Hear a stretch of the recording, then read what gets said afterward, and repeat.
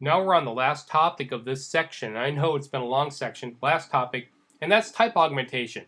And I've saved the best for last. And by the best, I mean the hardest to understand and the one that freaks people out the most.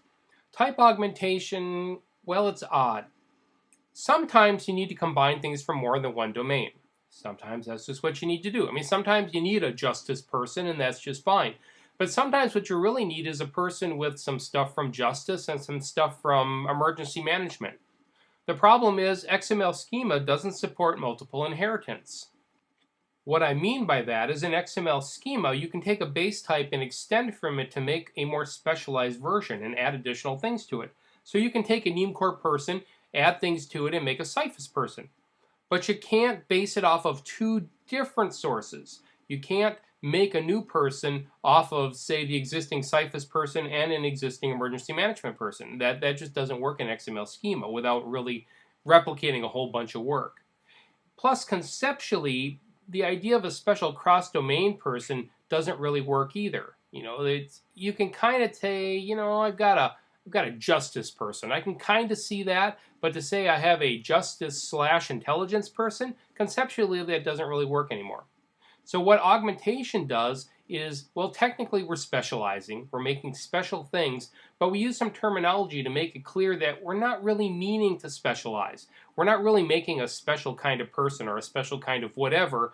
We're augmenting a person to add stuff to it. Now, technically in XML schema, we are specializing. There's no doubt about that. We are specializing, but we're pretending we're not. And it's kind of a semantic trick, it really is. But it's an important semantic trick. Conceptually, I like to think of augmentation as, well, bags filled with stuff. In other words, what we're doing is we're taking an object, and instead of specializing it to add new stuff, we're augmenting it by basically having it hold bags of additional stuff. They don't actually become a specialized part of the object. They're just kind of bags of stuff attached to the object. I kind of like it. At least it's not baseball caps, right? So you think of the CIFAS augmentation as being a CIFAS bag full of CIFAS stuff. The justice similarly. Justice augmentations are justice bags full of justice stuff, and any other domain. You've got emergency management with their bags of emergency management stuff. And these bags all get attached to an object. They don't become part of the object in a specialized sort of way, but rather they're just stuff that somebody carries around. So the idea behind these bags of stuff is that each domain sits down and figures out what things in their domain do they think are most likely to be wanted to be shared by other domains. In other words, they say, what kind of things will other people in other domains want to use of ours? And they stuff those into their bags, into their augmentation bags. So the CIFAS folks got together and went, well, here, these things we think get shared a lot. We're going to stuff them in this bag so that people can just take the bag and go. Same with emergency management, same with justice, same with all the domains. And what we end up with is each domain having different bags of stuff holding things from their domain that they thought were likely to be frequently shared and need to be in an easy-to-tote bag, which we call an augmentation. So what do I do with these bags? I attach the bags to an object, in this case a person.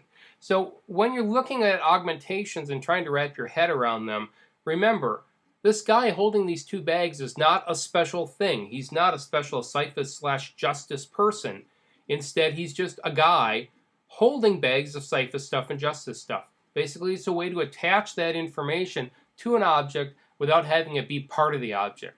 Although technically in XML schema, what we're doing is making it part of the object. We throw this augmentated term in there, you'll see augmentation all around, that tells us that, yeah, while we're doing actual specialization in XML schema, we don't really mean it conceptually to be specialization. We just mean it to be augmentation, stuff holding bags of stuff. Here's an example out of schema of the CIFAS juvenile case augmentation. And again, you see augmentation, I think bags of stuff. So we're looking at the juvenile case bag of stuff, a bag full of juvenile case C stuff that the CIFAS domain thought, hey, other people would want to use this a lot, so we'll stuff it in this bag so they can carry it with them easily. So at the top we have a complex type we're making called juvenile case augmentation type. And that extends from the NIEM's augmentation type, a container for it, and we added the things that we think other people are going to want to use. So things like case referred agency reference, a caseworker, informal adjustments and dispositions. And if you're not in the CIFAS domain, you probably may not know what an informal adjustment or a disposition is, but you'd look at those elements and look at the definitions for them, the juvenile object itself, and a referral reason text. So these are all things that went, hey, these are things about juvenile cases that would likely be shared outside of our domain. We're going to put them in the juvenile case bag of stuff. And then at the bottom we have the element name equals juvenile case juvenile case augmentation of the augmentation type we just made. And that's additional information about a case. And so this is the bag of stuff that CIFAS has put juvenile casey kind of things that they think others will want to share. So okay, CIFAS has this bag of stuff of juvenile case stuff. What do we do with it? How do we apply it to an object, and why would we? Well, let's think about that for a minute. You know, you've got juvenile cases inside of CIFAS, and the juvenile case inside of CIFAS is derived from the generic NIEM core case type. You've also got a case type in the justice domain, which is more of a justice case. What if what you needed was a combination of those two? You needed what you had was a justice case. It was a justice style case. And remember way back we talked about all the different meanings for the word case. Well, what we have is, say, a justice-y sort of case, but we want to add some of that juvenile case stuff to it. And the thing is, we can't derive from both the CIFAS juvenile case and the justice case. We can't do that. XML schema doesn't allow for multiple inheritance. So what do? Well, we take that juvenile case augmentation and we attach it to a new object derived from justice case type. Now, all of this happens in our extension. We all have to extend the NIEM in order to use augmentations. Now, that may change in the future. That may change in NIEM 3.0. But right now, the way you apply an augmentation is you take your base type from the NIEM and you extend it, adding on the augmentation, hanging that bag of stuff onto the object that you're making. And in truth, you're doing a specialization. That's what you're doing. But because we're using the word augmentation, that lets us know that conceptually we're not talking about an actual special thing. We're talking about a normal thing with stuff attached to it. So in this case, we're going to make an augmented case type. Now again, the schema you're seeing here is not out of the NIEM, and it's not out of CIFAS. This would be part of your schemas for your exchange that you're making. Now, what are all these schemas you have to make? Well, that's the subject of a different section. But for right now, you just need to know this is where we're adding things to the NIEM. We're adding things because the NIEM doesn't have everything we need. The NIEM doesn't have this combination of justice's case and juvenile case stuff. So we start out with the justice case type. And we have our augmented case type that extends from the justice case type. And what do we add to it? We add the bag. We add the juvenile case augmentation bag. And that leaves us with an augmented case type that is a justice case. It inherits from justice's case type. So it's a justice case, but we've added this bag of juvenile case stuff to it. And then at the bottom we make an element called augmented case that is of our new augmented case type. And now this new augmented case object can not only hold normal justice case stuff, but can also hold the stuff from the juvenile case augmentation bag. Let's take a look at that in an instance document. So here's what the instance document looks like that has our augmented case. Now we'll see right away the outermost element is our augmented case. You see the little ext colon in front, that marks it as an extension. Now that's not some magical namespace, that's the extension namespace that we ourselves would create. And remember when we talked way back about prefixes and how those are nicknames for the full name of a namespace. In this case I've picked ext as a nickname for my extension namespace. Now again, there'll be tons about extension in the next section. Right now, just know that this is our thing that we created in the previous slide. Then we've got the things that it holds. Now, the first things you'll see are the things that it inherits because our augmented case is an extension of case type from the justice domain. And now the justice domain inside of their case type, they have a case augmentation. In other words, they have a bag there, and then inside the bag is all their case stuff. Why? Because they think that stuff people will want to use from areas other than their own domain. So they've already put it in a bag. So you've got the case, and inside of there you've got first the justice case augmentation bag of stuff. Following that is the bag we added. We added the juvenile case augmentation bag from the CIFAS domain, and then there's a couple of things, caseworker and juvenile, from that bag. And then we close off the elements. And so that's how we make our augmented case object that is derived from the justice case type, but which adds a bag of juvenile case augmentation goodies from the CIFAS domain. Now your next question might be, could we just as well have done it in the opposite direction?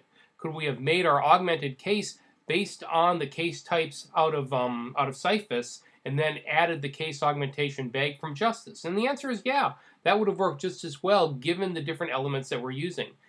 But sometimes you're going to have elements that are just right inside of the outer element, right, in this case, right inside of a Justice case, and not already prepackaged into an augmentation bag, in which case then you're going to want to derive from that type so that you pick up the elements, including the ones that aren't in the case augmentation.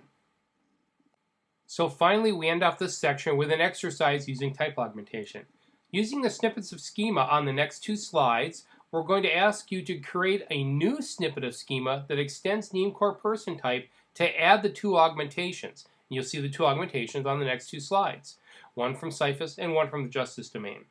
So that's the job, is make a little snippet of schema. It's pretty much kind of like the example we just looked at. I mean, it's not the same exact elements, but it's the same concept. Make that new schema, and this would be your extension schema, your new stuff that takes NIEM core's person type and adds 2 augmentations to it. For bonus points, you can create an instance document that matches if you'd like. So here's a schema snippet from the CIFAS domain. This is part of the person augmentation from CIFAS. So here we see a person augmentation type, which is derived from structures augmentation type, just like they all are. And then we just have 1 element in it. There's more in the actual CIFAS domain, but for the purposes of the exercise, we're adding an English interpreter required indicator in there. So this is what we get out of CIFAS. This is the bag of stuff. At the bottom, we see the element for English interpreter required indicator, which it's a Boolean. Cool, it's got a true-false value. And then the second element is the actual person augmentation. That's the actual bag, and we're going to need to apply that bag to NIEM core's person type. Let's take a look at the second chunk. And here's the piece from the Justice domain. Again, they have a person augmentation type. The one thing inside of here we're going to use is the person emancipation date. You see that right in the center. That's being added. That's actually inside of person augmentation type. And then at the bottom we see person augmentation. That's the name. That's the element that is the bag of stuff that's holding. And there's the last element there, person emancipation date, which is date type. And we've seen dates earlier. So now go ahead, create the snippet of schema that would extend person type to add the 2 augmentations we've just seen. So here's the solution. We make our new augmented person type and we base it on NIEM core's person type. So you see the extension there, base equals NIEM core person type. And to that we add the 2 bags. So we add the CIFAS bag of stuff, the person augmentation from the CIFAS domain, and then we add the Justice bag of stuff, the person augmentation from the Justice domain. And then at the bottom we have an augmented person element of our new augmented person type. And now we have this new augmented person element that has all the stuff a normal person would have because it's derived from person type, but it also has these bags of stuff attached to it, one from CIFAS and one from Justice. Now, if you wanted to do the bonus stuff, and of course you didn't unless you're really a glutton for punishment, right? Still, let's take a look at it. It's instructive to see. And here's what the instance document would look like. We see our extension there, ext:person element holding everything. So that's our new person that we made. First thing we see are things out of NIEM core person type because that's what we've extended from. That's what we'll see first. And we see person I color text, we've used this before. Person name, we've used before.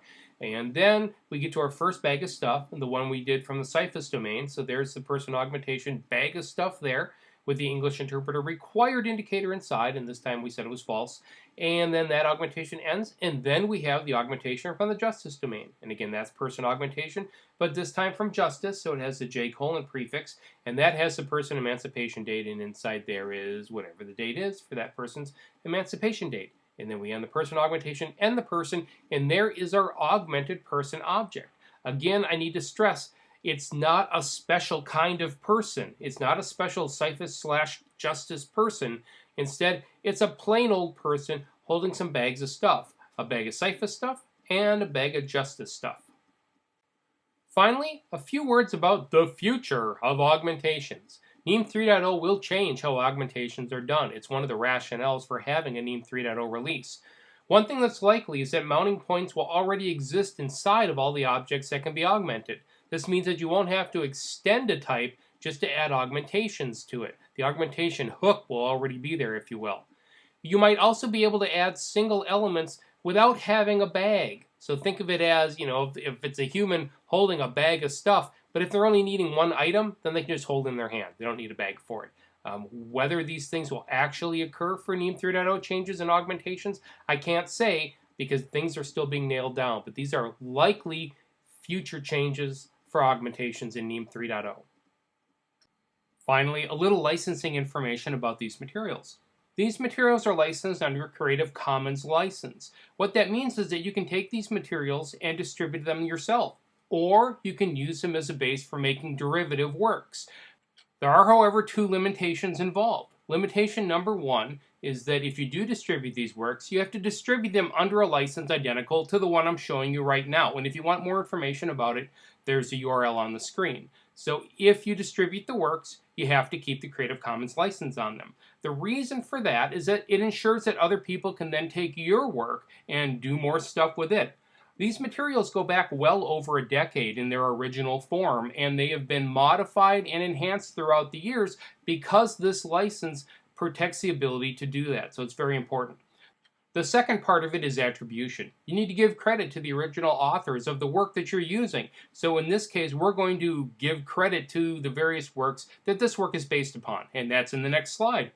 This particular work was funded by a grant from OJJDP, the Office of Juvenile Justice and Delinquency Prevention. They're based upon other prior works, partially work done by the Department of Homeland Security under their own grant, and partially under work done over the years by the IJIS Institute, the National Center for State Courts, and the Georgia Tech Research Institute. These materials are a combination of all those prior works modified and enhanced for the Children, Youth, and Family Services community.